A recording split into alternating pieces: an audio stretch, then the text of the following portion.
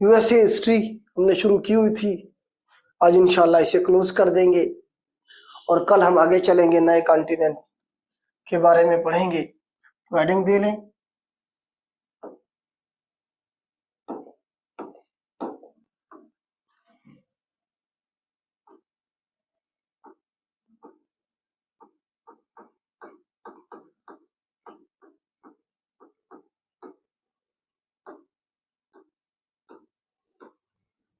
ये हमारा टॉपिक है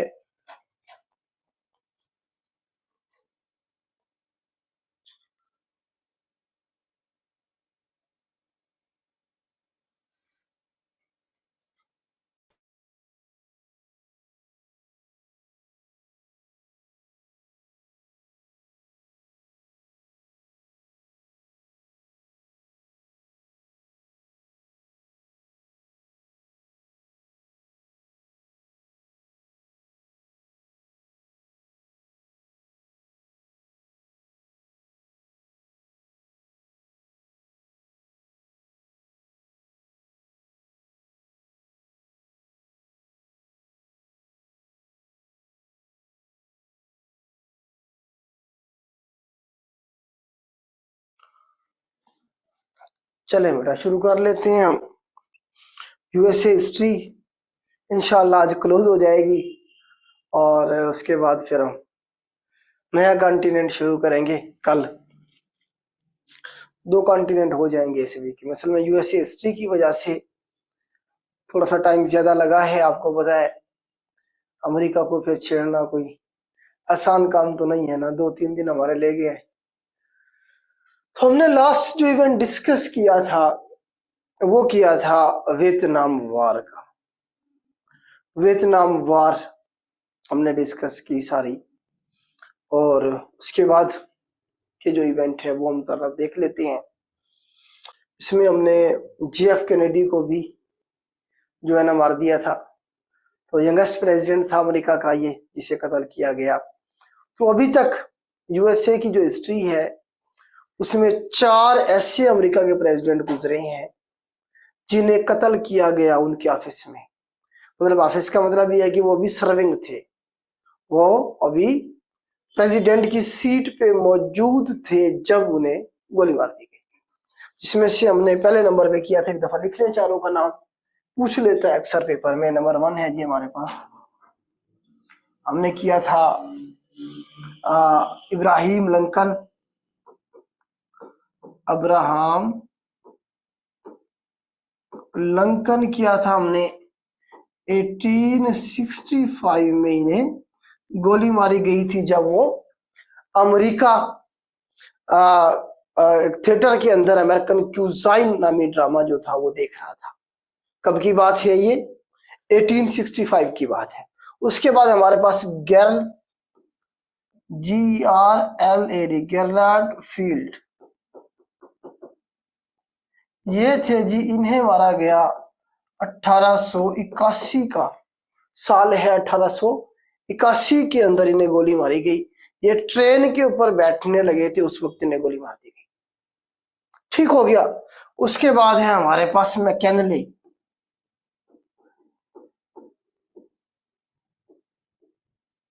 मैकेनले साहब थे, इन्हें 1901 के अंदर गोली मारी गई जब ये लोगों से मिल रहा था उस वक्त। और इसके बाद हमारे पास आखिरी है JF कैनेडी, इन्हें 1963 में गोली मारी गई जब ये रैली से खिताब करने के लिए जा रहे थे। तो 4 प्रेसिडेंट अमेरिका की है जिन्हें गोली मारी गई, उनके ऑफिस में अभी अपनी सीट पे ये मौजूद थे। इनके बारे में अक्सर वो पूछ लेता है कि जो है ना जी, कौन कौन से साल में इनके नाम क्या थे, विच ऑफ द फॉलोइंग कहेगा, दर्जन में से कौन सा अमेरिकन प्रेसिडेंट है जिसे गोली मारी गई ऑफिस में, या कौन सा नहीं है, इस तरह से भी पूछ लेता है। तो इसके अलावा एक मार्टिन लूथर किंग, ये नीचे से नजर आ रहा है आपको? ओके जरा मैं देख लूं, हाँ नजर आना चाहिए। एक और बंदा भी है जी, मार्टिन, इसका भी पेपर में आया, मार्टिन लूथर किंग। ये भी जो है ना जी एक शख्सियत हैं जिनके बारे में सवाल पूछता है, इन्हें भी गोली मारी गई 1968 की बात, इनका साल पूछता है। ये एक्टिविस्ट थे जो काले हैं, उनके हकूक की जंग लड़ने वाले थे, और इनका जो मतलब ये कोई प्रेसिडेंट नहीं है यूएसए के। 1968 में इन्हें भी गोली मार दी गई थी। इनकी गोली मारने का साल पूछता है। मार्टिन लूथर किंग जो था, ये जो ब्लैक हैं, उनके जो है ना जी हकूक की जंग लड़ता था ये। ठीक हो गया जी। तो ये थोड़ा सा मैंने आपको बताया अमेरिका के प्रेसिडेंट के हवाले से जिन्हें ऑफिस में मारा गया, जिनके बारे में कमीशन सवाल पूछता है। उसके बाद हम आगे चलते हैं जी। अब जरा थोड़ा सा ना हम एक काम और करते हैं, हम जरा आप जो अमेरिका के प्रेसिडेंट है ना, उनकी जरा तरतीब से 1 बाय 1 इन्हें याद कर लेते हैं, क्योंकि यहाँ से सवाल बन रहे होते हैं। तो 1945 के बाद से सारे हम याद करेंगे। 1945 के बाद अब तक अमेरिका के जितने प्रेसिडेंट आए हमें सारे याद करने हैं। ठीक है, पीएमएस मिनिस्ट्रियल की आपको पता है सीटें आ गई हैं, तो उसमें भी ये सारी चीजें जो मैं आपको करवा रहा हूँ, जीके वाला पोर्शन आपका यही होना है। तो गोल्डन अपॉर्चुनिटी है असिस्टेंट कमिश्नर लगने की, ये जो पीएमएस मिनिस्ट्रियल है उसमें। तो थोड़ा सा जीके को अच्छी तरह से तैयार कर लें, वन टाइम एक दफा कर लेंगे आपकी जान छूट जाएगी। तो हमने एफडी रोजवेल्ट को देखा था। एफडी रोजवेल्ट से आगे हम सारों को डिस्कस करेंगे, मतलब 1 बाय 1 इनके बारे में कोई ना कोई सवाल बन रहा होता है। तो एफडी रोजवेल्ट जो है ये 1933 से लेके 19 और अगर मैं ऐसे करता हूँ क्योंकि मुझे 2 लाइनें बनानी पड़ेंगी। अच्छा, यहां से शुरू करता हूँ जी। एफडी रोजवेल्ट ये आया था जी 1933 में। देखिएगा 33 से लेके 1945 तक इसका टेन्योर था। इससे ऑनवर्ड हमने सारे देखने हैं। एफडी रोजवेल्ट के बारे में मैं आपको सारा पढ़ा चुका हूं डिटेल में। ये मर गया था अपनी तबाही मौत 45 के अंदर, और इसकी जगह पे आया था हैरी ट्रूमैन। हैरी ट्रूमैन आ गया था ये 19 आप ये देखें कि 1945 में आया था ये, और ये 1953 तक रहेगा। ट्रूमैन रहा। ट्रूमैन के बाद हैरी ट्रूमैन, ट्रूमैन के नाम से जिसने एटम बम गिरवाया। मतलब हर एक प्रेसिडेंट के साथ एक ना एक सवाल जोड़ लें ताकि आपको याद रह जाए। इसके बारे में सवाल बनता है कि कौन सा अमेरिका का प्रेसिडेंट जिसने जापान के ऊपर एटम बम गिरवाई। ठीक है, इसके बाद आगे जब हम चलते हैं तो नेक्स्ट था इसके बाद डीडी आइजनहोवर। डीडी आइजनहोवर ये आया जी 1953 में, और 1961 तक ये रहेगा डीडी आइजनहोवर। डीडी आइजनहोवर का एक ही सवाल बनता है कि ये पहला प्रेसिडेंट था अमेरिका का जो पाकिस्तान आया था, कि अमेरिका का पहला प्रेसिडेंट जिसने पाकिस्तान का विजिट किया। तो इसका पाकिस्तान का जो विजिट है वो है जी 1959 का। 1959 का है जी इसका विजिट। 1959 का विजिट है इसका पाकिस्तान का, डीडी आइजनहोवर का। ठीक है, उसके बाद है जी हमारे पास ये गया। इसके बाद आ गया था JF कैनेडी। या इसमें ये भी सवाल बन सकता है डीडी आइजनहोवर का कि जब U2 इंसिडेंट हुआ उस वक्त अमेरिका का प्रेसिडेंट कौन था। तो 60 में हुआ था U2 इंसिडेंट, तो 60 में आइजनहोवर बैठा हुआ था। तो JF कैनेडी साहब जो थे ये 1961 में आए थे और 1963 तक रहे। क्यूबन मिसाइल क्राइसिस के दौरान पूछा जाता है अमेरिका का प्रेसिडेंट कौन था, या वो कौन सा इसे प्रेसिडेंट था जिसे गोली मार दी गई। यंगेस्ट प्रेसिडेंट ऑफ यूएसए भी आता है इसके बारे में। यंगेस्ट प्रेसिडेंट ऑफ यूएसए ये एस्टेब्लिशमेंट के खिलाफ आया था, अवाम के वोट लेके आया था। फिर एस्टेब्लिशमेंट ने क्या किया था, इसके साथ मार दिया था, मरवा दिया था। JF कैनेडी 61 से 63 तक रहा। इसके बाद आया था जॉनसन। इसके बाद कैनेडी के बाद आएगा जॉनसन। इधर लिख रहा हूं जॉनसन। तो जॉनसन आया था 19 इसके मरने के बाद 63 से लेके 1969 तक रहेगा। उसके बचे हुए साल पूरे किए, फिर अपनी एक टर्म पूरी की इसने। जॉनसन दूसरा प्रेसिडेंट है जो पाकिस्तान आया था 1967 में। जॉनसन दूसरा प्रेसिडेंट है जो अमेरिका का सेकंड प्रेसिडेंट जिसने पाकिस्तान का विजिट किया। ठीक है, इसके बारे में ये सवाल बनेगा। नेक्स्ट था जॉनसन के बाद रिचर्ड निक्सन। रिचर्ड निक्सन तो ये 1969 में आया और 1974 तक रहा। ये इंपॉर्टेंट है रिचर्ड निक्सन। इधर से नजर आ रहा है लिखा हुआ? एक मिनट में चेक कर लो। हाँ, आना चाहिए। रिचर्ड निक्सन बेटा, रिचर्ड निक्सन साहब जो है ना जी, इनका टर्न याद रखना है। ये भी पाकिस्तान आए थे 69 में। 69 में ये भी पाकिस्तान आए थे।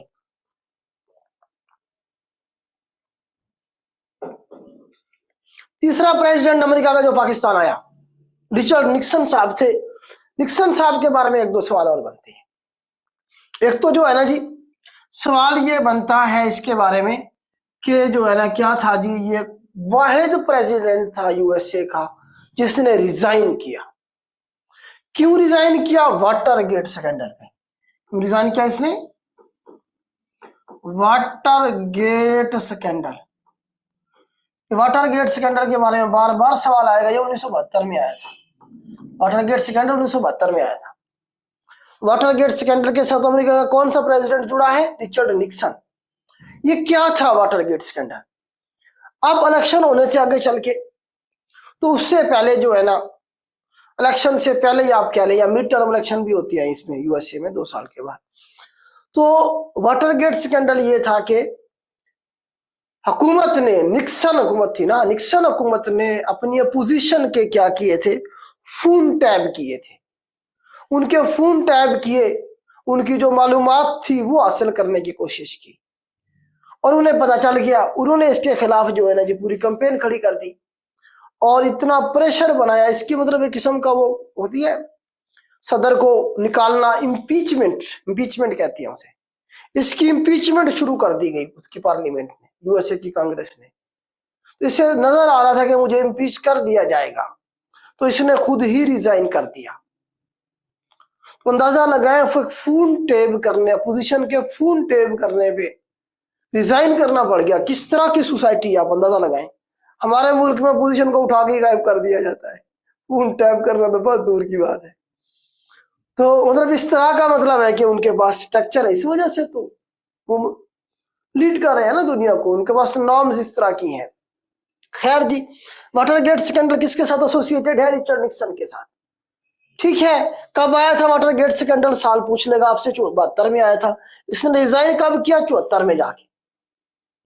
इसने 74 में जाके रिजाइन किया, 74 तक ये रहा। रिचर्ड निक्सन याद रहेगा, वाटरगेट स्कैंडल भी याद रहेगा। उसके बाद नेक्स्ट जो प्रेसिडेंट आया इसके बाद वो फोर्ड आया। फोर्ड, गेरलार्ड फोर्ड पूरा नाम था इसका। GERLED, Gerald Ford. सिर्फ फोर्ड भी याद रख लेंगे तब भी कोई इशू नहीं है। फोर्ड साहब आए थे। फोर्ड साहब आए 74 में, 1974 में और 1977 तक रहे। बस ये उसके जो बाकी 3 साल बचते थे वो इसने पूरे किए। ठीक है, फोर्ड कोई इलेक्टेड प्रेसिडेंट नहीं था, मतलब कोई इलेक्शन जीत के नहीं आया था ये। वो उसे रिजाइन करना पड़ा, जिस तरह एक सदर रिजाइन करता है, जिस तरह नवाज शरीफ साहब को नायल किया गया था, उसकी जगह से शाहिद खाकान अब्बासी को नॉमिनेट कर दिया गया था। बात समझ रहे? जो इस तरह से ये वो गया, दूसरे के बाद उसी पार्टी का दूसरा बंदा आ गया। फोर्ड के बाद जो इंपॉर्टेंट है, फोर्ड के बारे में इतना सवाल नहीं बनता। हाँ, ये सवाल बना है कि निक्सन के बाद प्रेसिडेंट कौन बना, इस तरह से सवाल बना। निक्सन के बाद फोर्ड बना था। नेक्स्ट है जी हमारे पास जिमी कार्टर। ये इंपॉर्टेंट है, जिमी कार्टर इंपॉर्टेंट है बेटा, ये याद रखना है आपने। 1977 में आएगा और 1981 में तक रहेगा। जिमी कार्टर के थे पीनट के बागात, मूंगफलियों के क्या थे, इसके बागात थे। तो जब आगे चल के जंग शुरू होगी अफगान वार, तो उस वक्त पाकिस्तान में जियाउल हक साहब बैठे होंगे, तो उसे ऑफर कराई जाएगी जियाउल हक को कि जी आप क्या करें जी, ये करें हमारे लिए, ये कुछ अमेरिका का जिमी कार्टर ऑफर कराएगा, हम आपको ये देंगे। तो जियाउल हक भी सियाना आदमी था, उसने कहा अच्छा ये जो तुम हमें दे रहे हो, जो काम करवाना चाह रहे हो हमसे, ये तो उसके बदले में पीनट भी नहीं है। तो उसे लगा कि इसने मुझे ताना दिया है पीनट के बागात का। तो वहां से बात मशहूर हो गई थी कि जो है ना, जिस तरह से जियाउल हक ने ताना दिया था इन्हें। तो जिमी कार्टर के बारे में सवाल ये बनता है कि अफगान ये जो वार हुई, जो अटैक हुआ, ये जिमी कार्टर ने करवाया था और जिमी कार्टर के दौर में हुआ था। इसके दौर में जो मशहूर जमाना इवेंट है वो पूछा जाता है कैंप डेविड एग्रीमेंट का। कैंप डेविड एग्रीमेंट 1978 को कैंप डेविड एग्रीमेंट हुआ था, साल पूछता है। इसमें इसराइल को तस्लीम करने वाला पहला अरब मुल्क कौन सा बना था? मिस्र। मिस्र से इसने मुआहदा करवाया था। ये कैंप डेविड एग्रीमेंट बेसिकली मिस्र और इसराइल के दरमियान मुआहदा था। करवाने वाला कौन था? जिमी कार्टर था। मिस्र ने इसराइल को तस्लीम कर लिया था और इसराइल ने मिस्र का कुछ इलाका जो उसने कब्जा किया हुआ था वो छोड़ दिया था। तो अमेरिका, तो उस वक्त मिस्र का प्रेसिडेंट था अनवर सादात। फिर इसी वजह से जिमी कार्टर ने क्या किया था, अनवर सादात को नोबेल पीस प्राइज दिया था और अनवर सादात पहला मुसलमान था जिसे नोबेल पीस प्राइज दिया गया था। यह सवाल बनता है कि कैंप डेविड एग्रीमेंट के वक्त यूएसए का प्रेसिडेंट कौन था, सालसी करवाने वाला बंदा कौन था? ये बहुत बड़ा ब्रेक थ्रू था, पहला अरब मुल्क था जिसने एक्सेप्ट किया था इसराइल को। ठीक हो गया। अच्छा, इसके दौर में एक ऑपरेशन भी होता है ईरान के अंदर। ईरान में इनकलाब भी इसी दौर में आएगा, आगे चल के हम देखेंगे। ईरान में इनकलाब भी इसी दौर में आएगा, जिमी कार्टर के दौर में। चलो डिस्कस करते ही जाते हैं, मैं तो कहता हूँ साथ साथ जो इवेंट आ रहे हैं ना वो करते ही चले जाते हैं। अब जिमी कार्टर के दौर में ही चले, बहुत सारे इवेंट होंगे। पहला इवेंट तो देखिए ना, अफगानिस्तान के अंदर अटैक हो रहा है। अब ये रेस कर दूं मैं, ये रेस कर दूं, मुझे लिखना पड़ेगा साथ साथ। मैं कहता हूँ इनके जो इवेंट्स हैं वो भी डिस्कस करते चले जाए। ये रेस कर दूं, बता दें मुझे एक बार।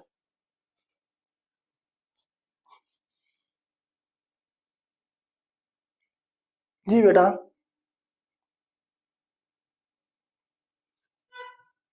चलें चलें, इसे मैं रेस कर देता हूं।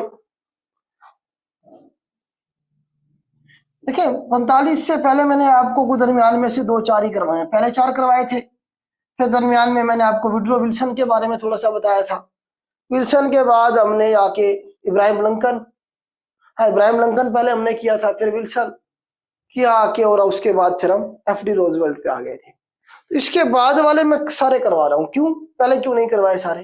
क्योंकि जिस चीज की जितनी इंपॉर्टेंस है हम उतने ही कर रहे हैं, बाकियों को हम रट्टा लगाते रहे उसके बारे में सवाल ही नहीं बनता है वन पेपर में। ठीक है, हम कोई सीएसएस की यूएसए हिस्ट्री थोड़ी कर रहे हैं पीएमए सीएसएस के लिए। हम क्या कर रहे हैं, वन पेपर के लिए यूएसए की हिस्ट्री के हवाले से जो सवाल बनते हैं हम वो कर रहे हैं। तो जिसकी जितनी इंपॉर्टेंस है उतना ही हम कर रहे हैं, इससे ज्यादा करने की जरूरत नहीं है। ठीक है, जिमी कार्टर के बारे में बेटा हम देख रहे हैं। तो जिमी कार्टर साहब के दौर में होगा जी अफगान वार। पहले लिखिए अफगान वार। अफगान और यूएसएसआर की जो वार थी या जो अटैक था यूएसएसआर का अफगानिस्तान के ऊपर, पहले हम ये देखते हैं, फिर ईरान इनकलाब देखेंगे। अच्छा, ये जिमी कार्टर बैठा हुआ है और पाकिस्तान में कौन बैठा हुआ है? जियाउल हक साहब बैठे हुए हैं। हुआ ये मैप मेरे पास यहाँ, मैं बना नहीं सकता मैप आप लोगों को तो अभी मैप करवाना है मैंने यहाँ पाकिस्तान और उसका। चले अभी आप ऐसे ही समझ लें, अफगानिस्तान के सर के ऊपर बैठा हुआ, चले बना देता हूं। ये पाकिस्तान है, छोटा सा मैप मैं बनाने की कोशिश करता हूं।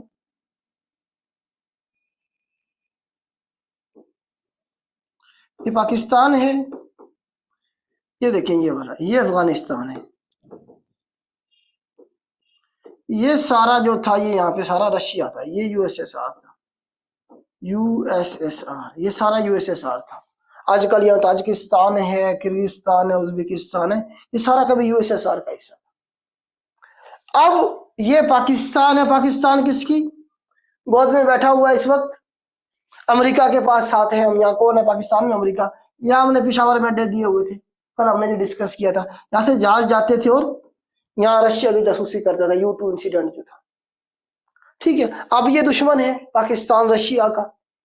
ठीक है, अब रशिया क्या करेगा? इस अफगानिस्तान के अंदर अपनी मर्जी की गवर्नमेंट लाने की कोशिश करेगा कि यहाँ अफगानिस्तान में मेरा इन्फ्लुएंस रहे, अफगानिस्तान में सोशलिज्म को बढ़ाने की कोशिश करेगा, क्योंकि कैपिटलिज्म सोशलिज्म की जंग थी।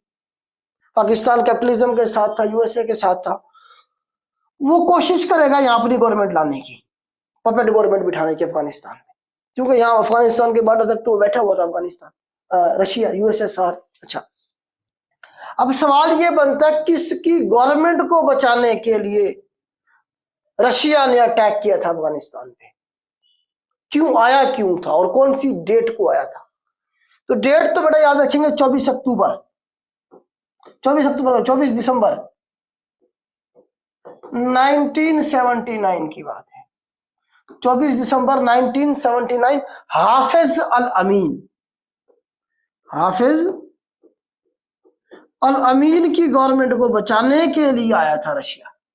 हाफिज और अमीन की गवर्नमेंट थी यहाँ पे, जिसे रशिया सपोर्ट कर रहा था, प्रो रशिया थी। उसके मुखालिफिन में कौन थे जी? तालिबान थे, जिन्हें अमेरिका सपोर्ट करता था।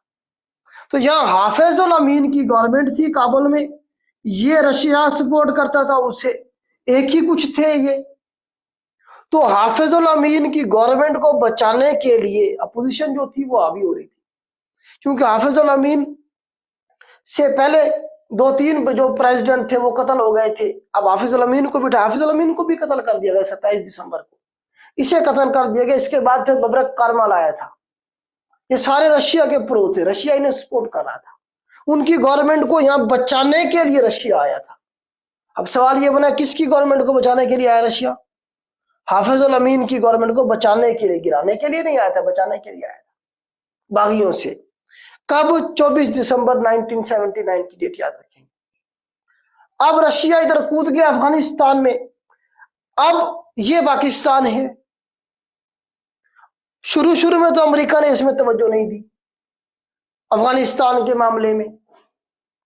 पाकिस्तान ने भी ऐसा कोई मतलब है कि वो नहीं किया। फिर जिमी कार्टर की जब जिया के साथ मुलाकात हुई तो जिमी कार्टर ने कहा कि आप क्या करो जी, हमारे लिए जंग लड़ो अफगानिस्तान में, या अपने मुल्क के अंदर क्या करो, लोगों को ट्रेन करो, मुजाहिदीन को असला भी हम देंगे, ट्रेनिंग भी देंगे। तुम क्या करो, यहाँ कैंप बनाओ, जहादी तैयार करो यहाँ से, और उन्हें क्या करो अफगानिस्तान में भेजो, जो कि लड़े किसके खिलाफ? रशिया के खिलाफ। रशिया क्या था? कम्युनिज्म के खिलाफ, कम्युनिज्म के खिलाफ लड़े। तो इस तरह से हमें पैसे भी दिए गए और हमने फिर नैरेटिव क्या बनाया? हमने भी तो कुछ ना कुछ बेचना था लोगों को। हमने कहा कि रशिया जो है ना अफगानिस्तान के बाद पाकिस्तान पे हमला करना चाहता है, और ये कहां तक, ये यहाँ पे गर्म पानियों के जो रास्ते हैं यहाँ तक आना चाहता है, अगला हमला हमारे ऊपर होगा। तो इसीलिए फिर हमने क्या किया, यहाँ हो भी सकता था क्योंकि दुश्मन था हमारा रशिया, हम अमेरिका के कैंप में थे। तो इस तरह से हमने यहाँ मुजाहिदीन की ट्रेनिंग दी, अमेरिका ने असला दिया, पैसे भी दिए, और यहाँ पे जो है ना जी तालिबान की प्रॉपर ट्रेनिंग शुरू हुई, और वो जाते जाके रशिया के खिलाफ लड़ते। कहाँ? अफगानिस्तान में। रशिया और रशिया के जो हामी लोग थे उनके खिलाफ लड़ना शुरू हुए, और तालिबान ने क्या किया, आहिस्ता आहिस्ता आहिस्ता जंग लंबी हो गई और आहिस्ता आहिस्ता कंट्रोल हासिल कर लिया। अल्टीमेटली क्या मैं आप खत्म कर रहा हूं।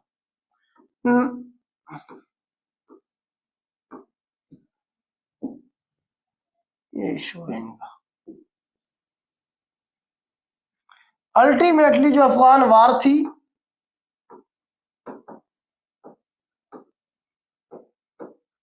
कब शुरू हुई? 24 दिसंबर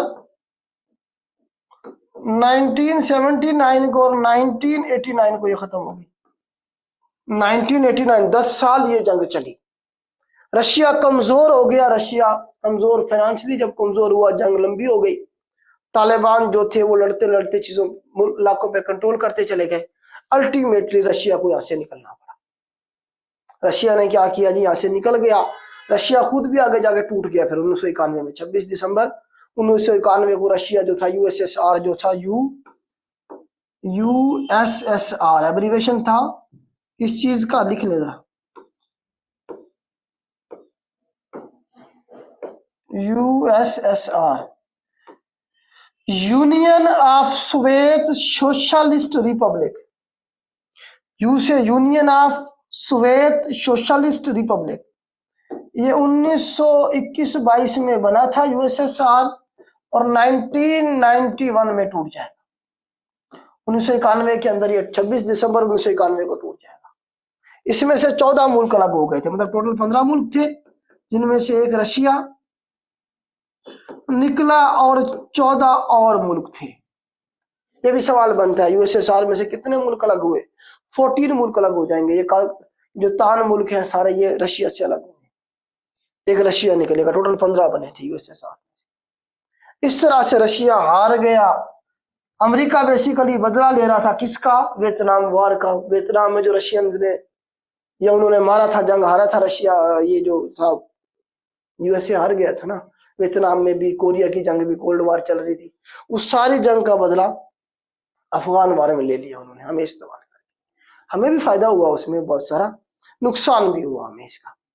नुकसान मैंने आपको बताया है कि 1971 की जो जंग थी वो जब हुई तो उसमें रशिया ने हमारी मुखालफत की, इंडिया के साथ था। तो इस तरह से हमारा ईस्ट पाकिस्तान चला गया। पाकिस्तान ने कोल्ड वार की सबसे बड़ी कीमत ये चुकाई कि हमारा जो बांग्लादेश अलग हो गया। अगर हम कोल्ड वार में अमेरिका के साथ ना होते तो आज वो हमारे साथ होना था, क्योंकि इंडिया फिर रशिया के साथ चला गया था। और जब इंडिया ने अटैक किया पाकिस्तान पे तो उस वक्त अमेरिका ने हमारी कोई हेल्प नहीं किया, लेकिन अमेरिका के साथ थे। ठीक है, अमेरिका कहता रहा मैं 7वां बेड़ा भेज रहा हूं, वो नहीं आया आज तक। जबकि रशिया ने पूरी जो है ना जी सपोर्ट किया इंडिया को हर हवाले से। और उसके बाद यूएनओ में जो रेजोल्यूशन गई बांग्लादेश को लेके वो भी उसने वीटो कर दी। एक कीमत तो हमने वो चुकाई इस अफगान कोल्ड वार की, अमेरिका के साथ जाने की कोल्ड वार। दूसरी ये अफगान वार की शक्ल में, अब जब अफगानिस्तान के अंदर जंग लगी तो 5 से 6 लाख जो अफगानी थे वो मारे गए और 50 से 60 लाख अफगानी जो थे वो डिस्प्लेस हुए, जिसमें से 30 से 40 लाख सरहद पार करके पाकिस्तान आ गए, बॉर्डर क्रॉस करके, जिनका कोई डेटा नहीं है, हमारे पास कोई रिकॉर्ड नहीं है। 10-12 लाख रजिस्टर हैं, बाकी सारे गैर रजिस्टर हैं। तो 50-60 लाख लोग जो थे बेघर हुए, जिसमें से 30 से 40 लाख जो कहा जाता है पाकिस्तान में आए। अब यहां जब वो आए तो अफगानिस्तान में सारा क्या होता है? आशीष होती है, हिरोइन होती है, ये नशा ही है उधर मुकम्मल तौर पे उगता है, वहां से पूरी दुनिया में सप्लाई होता है। वो जब आए तो उनके साथ वो भी आया, साफ ज़ाहिर है क्रॉस बॉर्डर जब वो आएंगे तो नशा भी आएगा। क्लाशनकोफ कल्चर उनका हर बंदे का है, हर बंदे के पास आपको पता असला होता है। वो यहाँ आया पाकिस्तान में, अब कबायली इलाके में आपको पता ही है क्या हो रहा है हमारे। ठीक है, फिर ये तालिबान थे, हमने इन्हें बनाया, अब ये हमारे ही खिलाफ इस्तेमाल हो रहे हैं।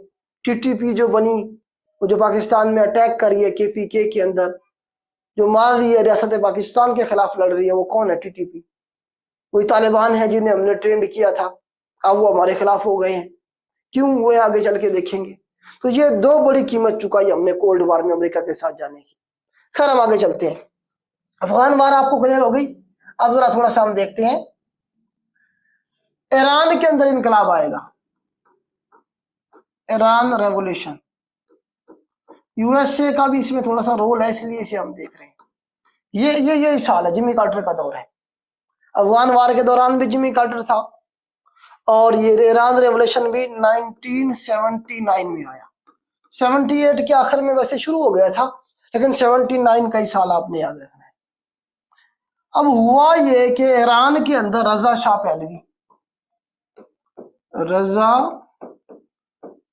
पहलवी अमेरिका का पिट्ठू था, ईरान अमेरिका के साथ था, ये गवर्नमेंट कर रहा था। और एक मजहबी बंदा जिसका नाम है जी आयतुल्लाह खुमैनी।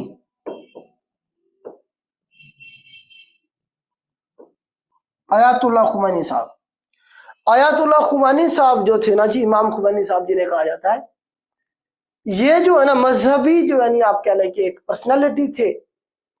तो ये उनकी गवर्नमेंट के या उस स्ट्रक्चर के या अमेरिका के खिलाफ इनकी आइडियोलॉजी थी। तो इसीलिए इन्हें निकाल दिया हुआ था रजा शाह पहलवी ने। कहां से? ईरान से। तो ये इराक के अंदर अपना टाइम गुजार रहे थे, इराक के अलावा बाहर यूरोप में इन्होंने बड़ा टाइम गुजारा, मतलब एग्जाइल में थे ये आयतुल्लाह खुमैनी साहब कि रजा शाह पहलवी के दौर में। ठीक है। और उसके बाद क्या हुआ जी, 1979 के अंदर ही, अच्छा ये मजहबी मैंने कहा पर्सनालिटी थे ये, और इनकी जो यूथ थी जो इन्हें मानने वाली थी। इन्होंने पूरे जनरेशन को बड़े अरसे तक तैयार किया, एक उनकी माइंड सेट बनाया, एक आइडियोलॉजी बनाई। और उसके बाद 79 में लोग निकले और रजा शाह पहलवी की गवर्नमेंट का तख्ता पलट दिया। रजा शाह पहलवी की जो गवर्नमेंट थी उसे गिरा दिया गया, रजा शाह भाग गया। अवामी इनकलाब था जिसे शिया इनकलाब भी कहा जाता है, जिसे शिया इनकलाब भी कहा जाता है। 1979 का इनकलाब है ये। और उसके बाद आयतुल्लाह खुमैनी साहब ने लैंड किया ईरान में और आके फिर एक नई गवर्नमेंट का स्ट्रक्चर बनाया, और उस स्ट्रक्चर को फिर आज तक वो लेके चल रही हैं ईरानी। तो इनकलाब जो था ये बेसिकली रजा शाह पहलवी के खिलाफ तो था ही था, अमेरिका के खिलाफ भी था। अमेरिका का जो पिट्ठू था रजा शाह पहलवी, उसकी गवर्नमेंट खत्म कर दी गई और उसकी जगह पे अमेरिका के मुखालिफ क्या थी, ये गवर्नमेंट आ गई। और इमाम खुमैनी साहब क्या बने? ईरान के सुप्रीम कमांडर बने, सुप्रीम लीडर बने। ठीक है। उनके बाद अब जो आजकल बैठे हुए हैं वो अली खामनेई साहब है। इस वक्त जो ईरान के सुप्रीम कमांडर आपसे पूछा जाए या सुप्रीम लीडर का आपसे पूछा जाए कौन है, तो इस वक्त जो है अली खामनेई साहब है। मजहबी पर्सनैलिटी होता है ये। और ये जो गवर्नमेंट है उसका किस्म का, जिस तरह हमारे पास हेड ऑफ द स्टेट होता है ना, प्रेसिडेंट एक सेरेमोनियल बंदा होता है जो ओवरऑल चेक रखता है सारी चीजों के ऊपर। हमारा जो प्रेसिडेंट है वो आर्मी का भी हेड होता है, head of the state, head of the army जो है पाकिस्तान का प्रेसिडेंट है। लेकिन आपको पता ही है कि उसकी क्या हालत होती है। लेकिन इनके पास ऐसा नहीं है, इनकी पूरी वो कैबिनेट है। तो जो सुप्रीम लीडर होता है, सुप्रीम कमांडर होता है, उसके पास सारे इख्तियारात होते हैं, ओवरऑल चीजों को वो मॉनिटर कर रहा होता है, देख रहा होता है। कैबिनेट भी होती है इनकी पूरी, और इनके पास प्रेसिडेंट भी होता है। ठीक है। तो इस तरह से जो है ना जी गवर्नमेंट आ गई। अब जब गवर्नमेंट आई, अवामी इनकलाब था, तो इन्होंने क्या किया, अमेरिका की जो एम्बेसी थी ईरान के अंदर, वहां जो लोग मौजूद थे उन्हें गिरफ्तार कर लिया। 52 पीपल्स थे। कितने लिखे जरा? 52 लोग थे जी। और इन्होंने उसे कैदी बना लिया, बंदी बना लिया। कितने दिनों के लिए? 44 डेज के लिए, 444 डेज के लिए उन्हें कैदी बनाया गया। कितने दिनों के लिए? 444 डेज तक वो कैदी रहेंगे। और कितने लोग थे? 52 लोग थे एम्बेसी के। ठीक हो गया जी, उन्हें गिरफ्तार कर लिया गया। और जिमी कार्टर का दौर है। अब जिमी कार्टर पे प्रेशर था, भाई ईरानियों ने हमारे बंदे पकड़ लिए। सफारतकार जो थे सारे गिरफ्तार कर, जो कि अनएथिकल है। सफारतकार को नहीं मतलब है कि उसके साथ वो उसे मतलब आप ये देख लें कि वो सफीर होता है, उसका मैसेज काम होता है मैसेज पहुंचाना, तो उसे मतलब कुछ नहीं कहना होता। नबी पाक के दौर में भी जो है ना जी जो सफीर थे किसी गैर रियासत से आते थे, तो उनका इज्जत एहतराम जो होता है वो बरकरार रखा जाता है। खैर जो भी था, 52 लोग गिरफ्तार हो गए।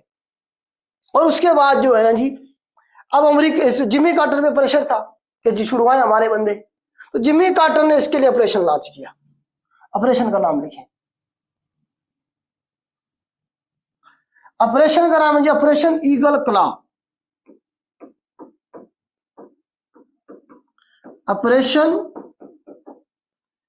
ईगल क्लॉ, ये सवाल पूछा जाएगा पेपर में। ऑपरेशन ईगल क्लॉ 1981 के अंदर प्लान किया गया। 1981 में यह प्लान किया गया ऑपरेशन ईगल क्लॉ, अपने बंदों को छुड़वाने के लिए यह ऑपरेशन लॉन्च किया गया। लेकिन ऑपरेशन ये नाकाम हो गया। ऑपरेशन इसलिए नाकाम हुआ, कोई अंधेरा था या कोई मौसम की खराबी थी। तो अमेरिका के जो हेलीकॉप्टर आए उनमें से एक दो जो थे वो तबाह हो गए, या शायद ईरानियों को पहले पता लग गया। लेकिन ईरान में उस वक्त गवर्नमेंट की स्ट्रक्चर नहीं थी, तो उस वक्त एक किस्म की मतलब है कि इतना ज्यादा चीजें नहीं थी। खैर जो भी हुआ, ऑपरेशन नाकाम हो गया और वो बंदे न छुड़वा सके। तो इस तरह से जो है ना जी, कुछ इस वजह से भी तनकीद शुरू हुई जिमी कार्टर पे, भाई क्या किया जी, ऑपरेशन नाकाम हो गया। तो इस वजह से आगे चल के जब इलेक्शन होंगे तो जिमी कार्टर इलेक्शन हार जाएगा। अच्छा, ऑपरेशन ईगल क्ला का जो साल है वो 1980 तो नहीं है, मैं भूल तो नहीं रहा हूँ, 1980 है। हाँ ठीक है, मैं गलती कर रहा था बेटा, ये 1980 लिखेंगे। ऑपरेशन ईगल क्ला का जो साल है 1980 है, क्योंकि 81 में तो इलेक्शन हुए थे। तो 81 में आगे चल के जब इलेक्शन होंगे तो जिमी कार्टर इलेक्शन हार जाएगा, सिर्फ इस वजह से, ऑपरेशन की नाकामी की वजह से, और इसे घर जाना पड़ेगा। ठीक हो गया। तो ईरान में इनकलाब आ गया। अब आपको समझ आ गया अच्छा इनका। एक तो ये हो गया ना, एक आयतुल्लाह सिस्तानी साहब भी हैं, मजहबी पर्सनैलिटी हैं, जो शिया कौम ही है, ये मतलब मजहबी हवाले से जो डायरेक्शन लेती। इस तरह से आप देखेंगे कभी सुन्नियों के वो खिलाफत हुआ करती थी, तो वो मतलब है कि खलीफा बैठता था तुर्की में, वो जो मेन मेन बातें थी उनके ऊपर वो डायरेक्शन दे दिया करता था, पूरी दुनिया के लोग उनकी रिस्पेक्ट करते थे सुन्नी। इस तरह से आयतुल्लाह सिस्तानी साहब मेरे ख्याल से इराक में बैठते हैं, शायद इराक में है। मजहबी हवाले से आजकल जो चीजें हैं, जो डिसीजन है, उनकी मतलब बात जो है ना वो फाइनल समझी जाती है। तो ये कभी कभी पूछ लेता है इस तरह से आयतुल्लाह खुमानी, इमाम खुमैनी साहब के बारे में, या जो है ना जी आप देखें आजकल जो अली खामनेई साहब है, इनके सुप्रीम लीडर जो है। ठीक है, जो प्रेसिडेंट है इनके ईरान के आजकल, वो भी लिख लीजिएगा, चलें जिक्र कर रहे हैं, मसूद पिज़िश्कियां, इस तरह से नाम है, मसूद पिज़िश्कियां साहब जो इस वक्त प्रेसिडेंट हैं ईरान में, प्रेसिडेंशियल सिस्टम है। ठीक हो गया, जिम्मी कार्टर क्लियर हो गया बेटा, आगे चलें, आगे चलते हैं। जिम्मी कार्टर चला गया, जिम्मी कार्टर के बाद आया था रोनाल्ड रेगन। इसके बाद रोनाल्ड रेगन के बारे में सवाल आएगा, रोनाल्ड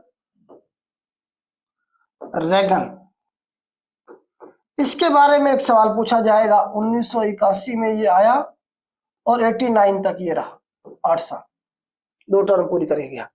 रोनाल्ड रेगन के बारे में सवाल आता है, रेगन सिर्फ कहेगा वो, ये अमेरिका का प्रेसिडेंट था जो एक्टर था, जबरदस्त किस्म की मूवीज थी, ये एक एक्टर था वहां उनका हॉलीवुड का।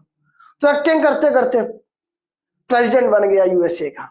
तो इसके बारे में यही सवाल आता है कि अमेरिका का कौन सा प्रेसिडेंट है वो जो एक बहुत अच्छा एक्टर भी था, तो रोनाल्ड रेगन था। या जिमी कार्टर के बाद कौन आया, रेगन साहब आए थे।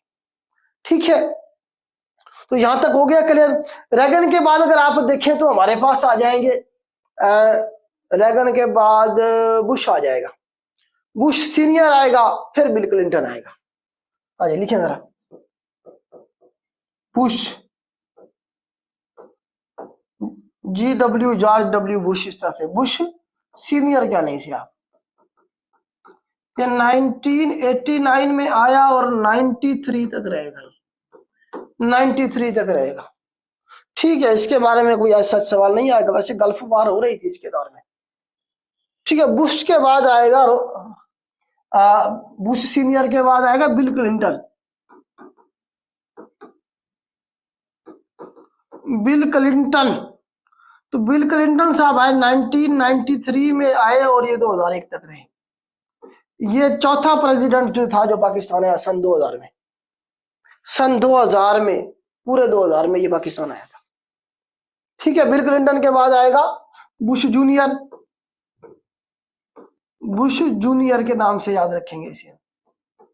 तो ये 2001 से लेके 2009 तक रहा। बुश जूनियर के दौर में 9/11 होगा। बुश जूनियर जो था ना जी, ये भी पाकिस्तान आया 2006 में, ये सन 2000 में आया पाकिस्तान, ये 2006 में आया। अब देखें सारे जो प्रेसिडेंट अमेरिका के आए पाकिस्तान, ये डिक्टेटरशिप में आए हैं। 59 में कौन बैठा था, अयूब खान बैठा था। 67 में कौन था, अयूब खान था। 69 में कौन था, याया खान था। 2000 में कौन बैठा है, मुशर्रफ बैठा है। 2006 में कौन बैठा है, मुशर्रफ बैठा है। सारा दिन डंडोरा पीटते हैं किसका, जमहूरियत का। किसी एक जमहूरी हुकूमत के दौर में ये पाकिस्तान विजिट करने नहीं है, डिक्टेटरशिप में आ रहे हैं सारे। बात समझ आ रही है? आपको आइडिया हो रहा है कि किस तरह से वो मामलात को लेके चलते हैं। खैर जी, बुश जूनियर के दौर में जरा थोड़ा सा हम देख लेते हैं, हम ये जो अफगानिस्तान की सूरत हाल थी उसके बारे में, इसे मैं रेज कर देता हूँ क्योंकि 9/11 होगा इस दौर में।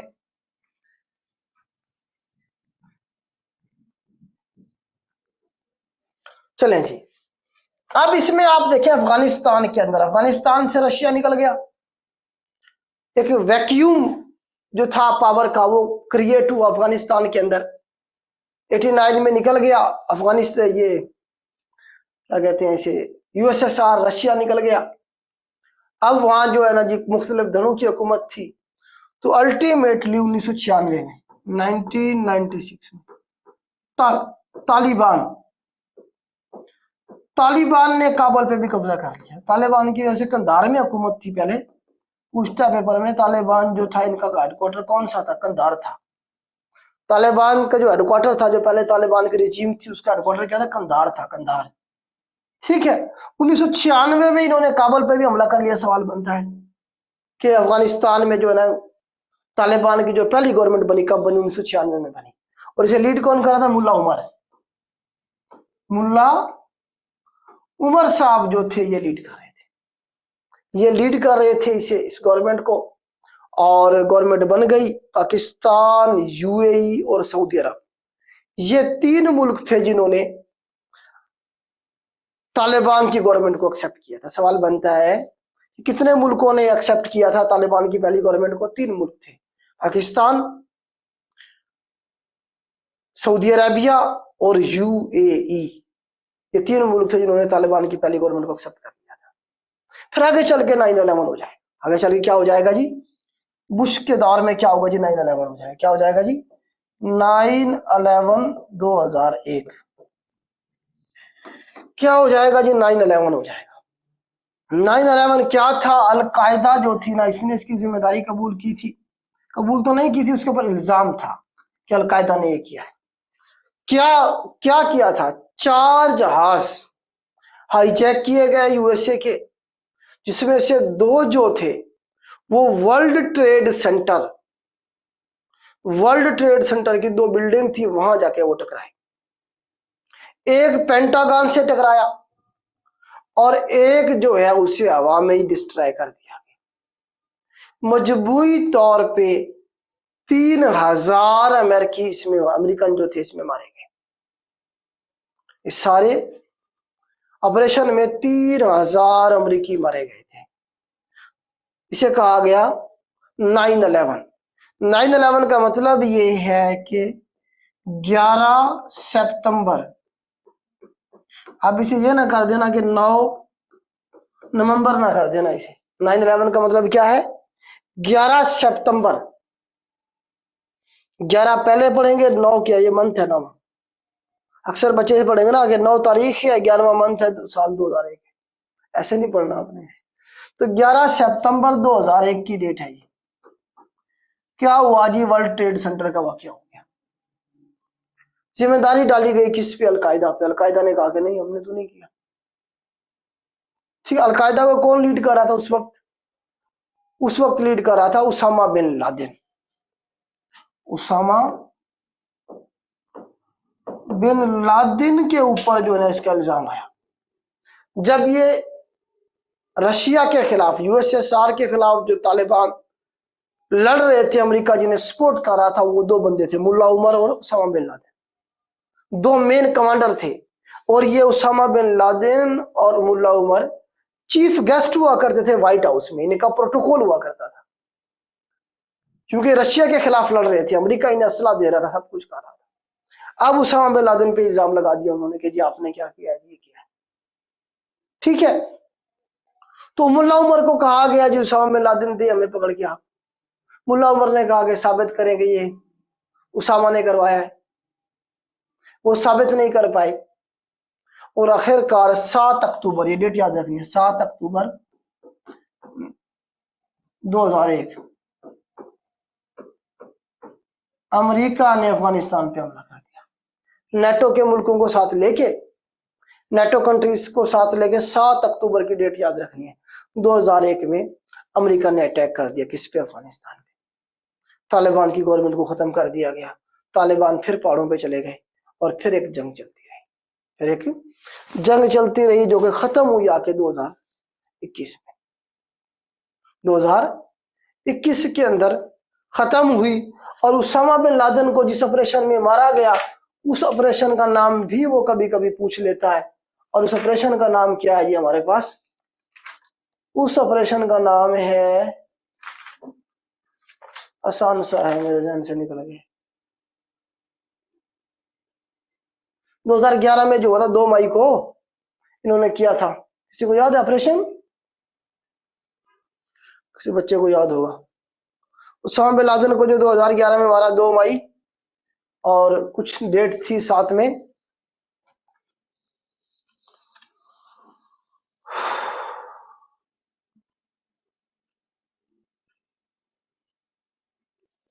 चले आप इसे ऐड कर लीजिएगा, ऐड कर लीजिएगा इसमें।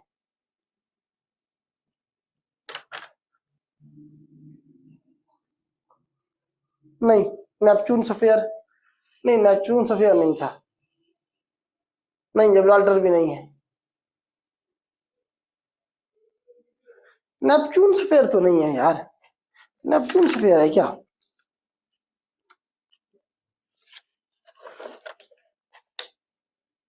हाँ, नेपच्यून सफेयर है, ठीक है बेटा, okay okay okay okay okay. Abbottabad operation भी कहते हैं उसे हम, एप्टाबाद ऑपरेशन का। चल लिख ले, ऐड कर, मैं ऐड करवा देता हूँ बेटा। नेपच्यून सफेयर है जी, ठीक है, नेपच्यून सफेयर।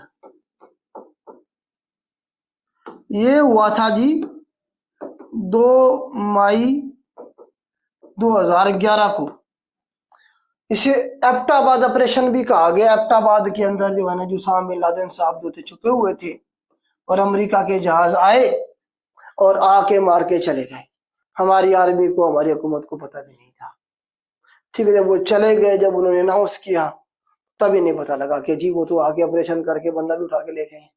और वो एप्टाबाद में मौजूद था और इल्जाम हमारे पर यही लगाता था अमेरिका कि जी पाकिस्तान क्या कर रहा है, हमारे साथ दोगली पॉलिसी कर रहा है, क्योंकि हम वार एंड टेरर में तालिबान के खिलाफ थे, अमेरिका के साथ थे। और उधर से वो जो उसामा बिन लादेन था जिसके लिए जंग की हुई थी अमेरिका ने, वो हमारे मुल्क से बरामद हो गया। वो कहते तुमने खुद छुपाया हुआ है, इसीलिए वो हमें दोगला समझते। वो कहते हैं ये कहते कुछ और हैं, करते कुछ और हैं, दोगला समझते हैं वो हमें। तो इस तरह से जो है ना जी, ये मामला चले आगे और उसामा बिन लादेन मारा गया। और अल्टीमेटली क्या हुआ जी, जब ये पाकिस्तान में आए हमला करने के लिए नेटो को लेके, अमेरिका बहादुर, तो उस वक्त जो है ना जी, पाकिस्तान में मुशर्रफ साहब बैठे हुए थे। तो पाकिस्तान को कहा गया कि आप क्या करें जी, हमारा साथ दें। वो एक लफ्ज इस्तेमाल किया था, सवाल भी बना उसके ऊपर कि यू आर विद अस और अगेंस्ट अस, कि या तो आप हमारे साथ हैं या हमारे खिलाफ हैं, आपकी मर्जी है। मुशर्रफ साहब को ये कहा गया था बाकायदा। मुशर्रफ साहब ने कहा हुजूर हम तो आपके साथ हैं, हम आपके अगेंस्ट जा सकते हैं। तो हमने वही तालिबान जिन्हें हमने बनाया, जिन्हें हमने ट्रेंड किया, मुशर्रफ साहब ने कहा कि ये दहशतगर्द है, इन्हें मारो। हमने मतलब उन्हें सारा कुछ किया, सपोर्ट किया, बनाया, ट्रेनिंग दी, असला दिया। वो बड़ी अच्छे ताल्लुकात थे, बड़ी रिस्पेक्ट करते थे हमारी। लेकिन जब हमने अमेरिका के साथ मिलकर उन्हीं के ऊपर हमले करने शुरू कर दिए, वो फिर हमारे भी खिलाफ हो गए। उन्होंने पाकिस्तान में भी धमाके शुरू कर दिए। उन्होंने क्या बनाई, टीटीपी बनाई, तारीख तालिबान पाकिस्तान। अब वो पाकिस्तान में अटैक करते हैं। ठीक है, इस तरह से कोई 20 साल अमेरिका यहाँ रहा और अल्टीमेटली 29 फरवरी, लिखे जरा ये डेट, ये जो मैं लिखवा रहा हूँ बोर्ड के ऊपर, ये सारी चीजें इंपॉर्टेंट है, ये सवाल बने हैं कहीं ना कहीं। 29 फरवरी 2020 को अमेरिका ने क्या किया, तालिबान के साथ एक मुआहिदा किया, और उस मुआहिदे का नाम पूछेगा आपसे, अब्राहम अकॉर्ड। अब्राहम अकॉर्ड, ये कतर दोहा के अंदर, दोहा अकॉर्ड, अब्राहम नहीं बल्कि दोहा अकॉर्ड, दोहा लिखें। अब्राहम अकॉर्ड है उस वाला, वो जो इजराइल ने किया था। यह दोहा अकॉर्ड, दोहा के अंदर हुआ था दोहा अकॉर्ड। ठीक है, कब की इसकी एग्जैक्ट डेट पूछता है, 29 फरवरी, क्योंकि लीप ईयर था 2020, तो फरवरी जो था वो 29 का था। अब ऐसे जनरली क्या होता है, फरवरी 28 दिनों का होता है, तो 2020 लीप ईयर है तो 29 दिनों का था, इसीलिए उस दिन को यादगार बनाया गया। और दोहा अकॉर्ड हुआ, इसके मुताबिक अमेरिका ने निकल जाना था पाकिस्तान से। ठीक हो गया। तो 2021 में आप ये देखें कि अप्रैल मई में हाँ निकलना शुरू किया था 2021 में अमेरिका की आर्मी ने, और सितंबर तक मुकम्मल तौर पे निकल गए थे। 2021 के अंदर निकला हुआ, 2021 के अंदर 15 अगस्त 2021 को काबुल फॉल हुआ था, मतलब काबुल जो था दोबारा से तालिबान के कब्जे में चला गया था। कब? 15 अगस्त 2021 को। और इस तरह से जो है ना जी, दोबारा से अब अफगानिस्तान के अंदर तालिबान की गवर्नमेंट है। अभी तक तालिबान की गवर्नमेंट को एक्सेप्ट किसी ने नहीं किया है, तो अमेरिका यहां से निकल गया और दोबारा से तालिबान। ठीक हो गया। तो ये थोड़ा सा था तालिबान के हवाले से, और हम पहुंचे हुए थे कहां तक? बुश के दौर में। बुश जूनियर का दौर कौन सा है जी? बुश जूनियर का दौर है 2001 से लेके 2009 तक, 8 साल। इसके बाद बराक ओबामा आ गया था, बराक ओबामा 2009 से लेके 2017 तक। ये यूएसए का पहला ब्लैक प्रेसिडेंट, इसके बारे में ये सवाल आएगा, ब्लैक प्रेसिडेंट। अच्छा, इस बुश ने ना इराक पे भी हमला करवाया था, इराक के पे भी अटैक करवाया था। 2003 की बात है ये। कब की बात है? 2003 में। सवाल ये बनता है कि अमेरिका ने इराक पे कब हमला किया? 2003 के अंदर सदर सदाम की गवर्नमेंट को गिराया था, सदर सदाम की गवर्नमेंट को गिरा दिया था। ठीक है। तो इराक के ऊपर यूएसए ने कब अटैक किया? 2003 के अंदर। ये भी बुश के दौर में हुआ था। ठीक है। बराक ओबामा यूएसए का पहला ब्लैक प्रेसिडेंट, 2009 में इसे नोबेल पीस प्राइज दिया गया। ये सवाल बनता है कि नोबेल पीस प्राइज कब दिया गया? पहला ब्लैक प्रेसिडेंट था ये, 2009 में इन्हें दिया गया नोबेल पीस प्राइज। अमन, इन्होंने कोई नई जंग नहीं शुरू की थी, इन्होंने कोई नई जंग नहीं शुरू की, बल्कि पिछली जो जंगें थी उन्हें भी क्लोज करने की कोशिश की थी। इसके बाद ट्रंप साहब आ गए थे 45वें नंबर पे। ट्रंप साहब कब आए जी? 2017 में आया था और 2021 तक रहा ट्रंप। इसके बाद ट्रंप के बाद कौन आया जी? बाइडेन साहब आए। बाइडेन साहब आए 2021 में और 2024 तक ये रहे। अब बाइडेन साहब जा रहे हैं, दोबारा से ट्रंप आ गए। बाइडेन साहब जा रहे हैं, 20 जनवरी को चले जाएंगे घर को, और फिर ट्रंप वापस जीत गया है और ट्रंप वापस आ रहा है। और जो ट्रंप अभी आ रहा है, ये जो बाइडेन साहब है, ये 46 में 46 नंबर के प्रेसिडेंट है यूएसए के। जो ट्रंप आएगा वो 47वें 47 नंबर का होगा। ठीक है जी। तो अब ट्रंप साहब आ रहे हैं और बाइडेन साहब जा रहे हैं। ठीक है। अब जरा थोड़ा सा कुछ चीजें और हैं यूएसए के हवाले से, वो जरा हम देख लेते हैं। टाइम है हमारे पास? हाँ टाइम है। कुछ चीजें और हैं यूएसए के हवाले से, वो मैं ऐड करवा देता हूँ आपको। ये थी थोड़ी सी यूएस हिस्ट्री आपकी। हम आ गए कहां तक? 2024 तक आ गए हैं। अब इसमें मैं देख लेता हूँ, कोई सवाल अगर रह गया है तो मैं आपको ऐड करवा देता हूँ। एक तो हमने ये ऑर्गेनाइजेशन करनी है कि यहाँ जो है ना ऑर्गेनाइजेशन कौन सी है जिसके बारे में सवाल बन सकते हैं। नेफ्टा है ये यूएसए के अंदर जो ऑर्गेनाइजेशन है, नेफ्टा, NAFTA, नेफ्टा लिखे जरा, NAFTA, north American free trade agreement. क्या है एब्रीवेशन? क्या है ये? किस चीज का है? नॉर्थ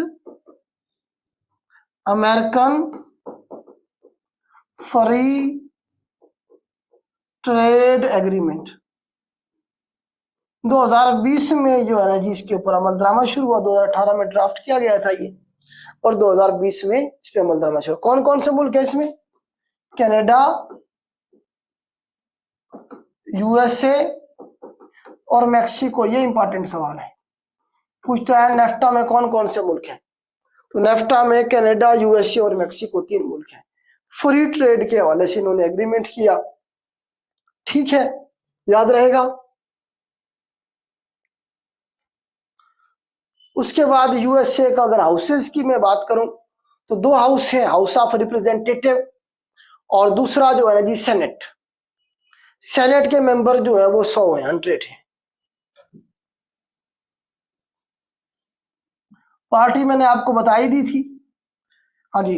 एक तो सेनेट है, अपर हाउस जिसे हम कहते हैं, 100 है उसके मेंबर की तादाद। हर एक रियासत से कितने होंगे? 2 होंगे। 50 रियासतें हैं तो हर रियासत से कितने होंगे? 2 होंगे सेनेटर। दूसरा हाउस ऑफ रिप्रेजेंटेटिव,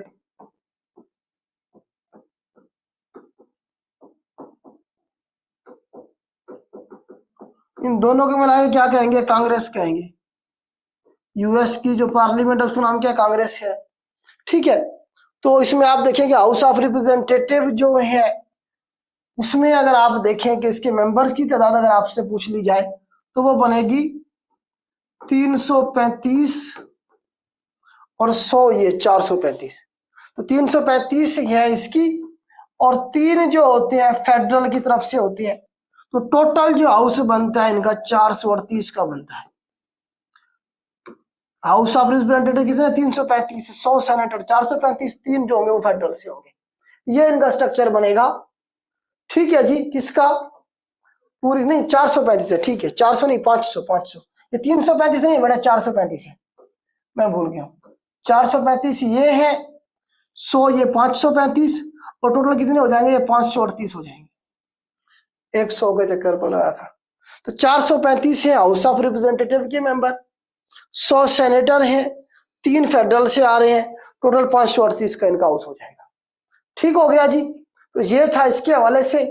और पार्टी का मैंने आपको बता ही दिया, इलेक्शन इनकी हर साल, इन्होंने कुछ चीजें सेट कर ली हुई है, कुछ चीजें इन्होंने क्या कर ली है? सेट कर ली हुई है, फाइनल कर ली हुई है। कैसे? इन्होंने कहा है कि जी हमारा कुछ भी हो जाए, जल्जला आ जाए, आसमान फट जाए, कुछ भी हो जाए, इलेक्शन आगे पीछे नहीं हो। जिस तरह हमारे मुल्क में आपको पता है जब दिल करता है इलेक्शन करवाए जाते हैं, जब मतलूबा नतायज हासिल करने हो, जब मिल रहे हो तभी इलेक्शन करवाए जाते हैं, आगे पीछे तो मेरिट पे तो कुछ भी नहीं होता। तो यहाँ इन्होंने कुछ दिन सेट कर ली। इन्होंने कहा कि यूएसए के अंदर जो इलेक्शन होगा वो होगा जी नवंबर के पहले हफ्ते में। नवंबर के पहले हफ्ते में, सोमवार, मंगल को क्या कहेंगे जी? थर्सडे। थर्सडे है ना, या ट्यूसडे है? थर्सडे होगा, थर्सडे नहीं, ट्यूसडे होगा, ट्यूसडे होगा।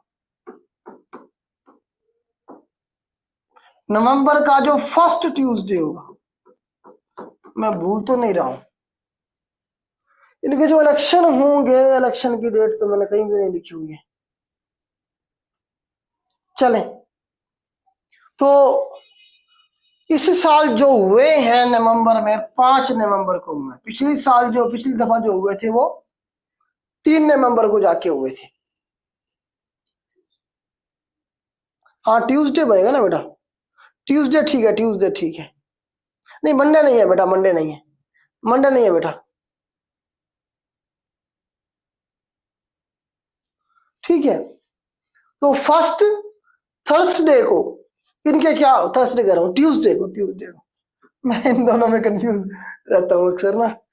ट्यूसडे को मतलब मंगल को चलो उर्दू में लिख देता हूँ। तो जब भी इनके इलेक्शन होंगे वो नवंबर के पहले मंगल को, ट्यूसडे को होंगे। इस साल बन रहा था 5 नवंबर, ये डेट याद रखनी है, सवाल बनेगा करंट अफेयर का कि कौन सी डेट को यूएसए में इलेक्शन हुए। 2024 की बात कर रहा हूं, 2024 की बात कर रहा हूं, ठीक है। इन्होंने कहा जी हमारे जो इलेक्शन होंगे वो नवंबर के पहले मंगल को हो जाएंगे, जिस डेट को भी बनेगा उसके। अच्छा, दरमियान में इनकी कोई इंटरम गवर्नमेंट नहीं बनती, जिस तरह हमारा पिछली गवर्नमेंट चली जाती है, दरमियान में एक इंटरम गवर्नमेंट बनाई जाती है 90 दिनों के लिए, 60 दिनों के लिए, और फिर वो 10-10 साल गुजार जाते हैं। तो इस तरह का उनका कोई चक्कर नहीं है, ठीक है। वो जो गवर्नमेंट पहले से ही मौजूद होती है वही क्या करती है? इलेक्शन करवाती है। और उसके बाद क्या होगा जी, 20 जनवरी को ये सवाल बनता है कि यूएसए का प्रेसिडेंट कब हलफ लेता है, तो 20 जनवरी को हलफ लेगा। अब ट्रंप बन गया है, 5 नवंबर को इलेक्शन हुए, ट्रंप उसमें बन गया है, लेकिन अभी तक प्रेसिडेंट कौन चल रहा है, बाइडेन चल रहा है। बाइडेन जाएगा 20 जनवरी को और ट्रंप क्या करेगा, उससे हलफ लेगा। ट्रंप आएगा कब, 20 जनवरी। इसके दरमियान में क्या होगा, इसके दरमियान में जो जाने वाला प्रेसिडेंट है, जो 20 जनवरी को जा रहा है बाइडेन, और जो आने वाला है वो कौन है, ट्रंप है।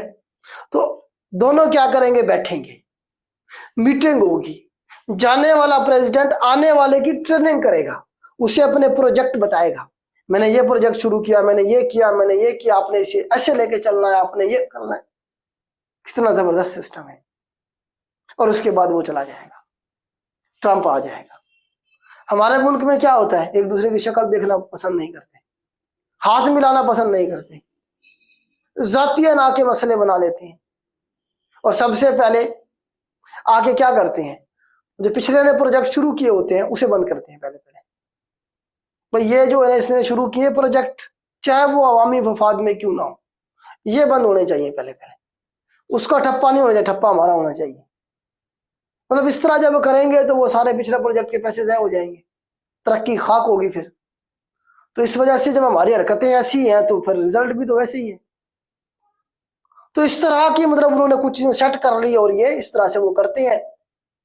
पार्टी मैंने आपको बताई दी थी, अमेरिका में 2 पार्टी सिस्टम है, एक डेमोक्रेटिक पार्टी है और एक रिपब्लिकन पार्टी है। ट्रंप जो है रिपब्लिकन पार्टी से है, जो बाइडेन जा रहा है वो डेमोक्रेटिक पार्टी से है। इनके सिंबल भी मैंने आपको बता दिए थे। डेमोक्रेटिक पार्टी का डंकी, डी से डेमोक्रेटिक, डी से डंकी, और रिपब्लिकन पार्टी हाथी। ट्रंप हाथी की तरह अपनों को भी रगेद देता है, बाज दफा जब ये शुरू होता है तो अपनों को भी नहीं छोड़ता। तो इस तरह का जो है ना जी कुछ अमेरिका के ये मामलात हैं। मेरे ख्याल से ये आपको क्लियर हो गया होगा। तो ये चीजें थी बेटा जो मैंने आपको करवाई। अब इसमें अगर 1-2 चीजें और ऐड करना चाहें तो मैं चले आपको करवा देता हूं। एक तो ये है कि इसमें जो है ना यूनिवर्सिटी के बारे में थोड़ा सा सवाल बने हैं पिछले दिनों। यूएसए की जो सबसे मतलब है पुरानी यूनिवर्सिटी है, आपको पता है वो हार्वर्ड यूनिवर्सिटी है, 1636 में बनी थी। ऐड कर लें यूएसए के हवाले से कोई 2-4 सवाल। दूसरी यूनिवर्सिटी है प्रिंसटन, PRINCETON, प्रिंसटन यूनिवर्सिटी। ये खबरों में थी पिछले दिनों। इसने पाकिस्तानियों को बहुत ज्यादा वो दिए हैं, स्कॉलरशिप दी है। स्कॉलरशिप की वजह से, रिसर्च की वजह से ये जानी जाती है। यूएसए की जो इंपॉर्टेंट यूनिवर्सिटी है ये 2 लिखने नाम। बीच की अगर बात करूं तो ट्रंक मैंने आपको 2 बीच लिखवाई है यूएसए के अंदर। एक ट्रंक बे बीच, ये वर्जीनिया में है। कहां, वर्जीनिया। और एक मैंने आपको लिखवाई थी साउथ बीच, जिसे हमने क्या कहा था, मियामी बीच। इनके बारे में अक्सर सवाल बनता है। मियामी बीच कहाँ है, फ्लोरिडा में थी। ट्रंक बे बीच वर्जीनिया में है। ये 2 बीच लिखवाई है। सी पोर्ट देखें, सेटल, सेटल सी पोर्ट के बारे में पूछता है वो। बूस्टन पोर्ट के बारे में भी कभी कभी पूछ लेता है। तो ये 1-2 वो लिख ले। अच्छा, उसके बाद ग्लेशियर जो है मशहूर नॉर्थ अमेरिका में, फेयर वेदर ग्लेशियर, ये है जी कहां, अलास्का में, यूएसए के अंदर। Fair weather glacier. बस यूएसए को क्लोज कर रहे हैं।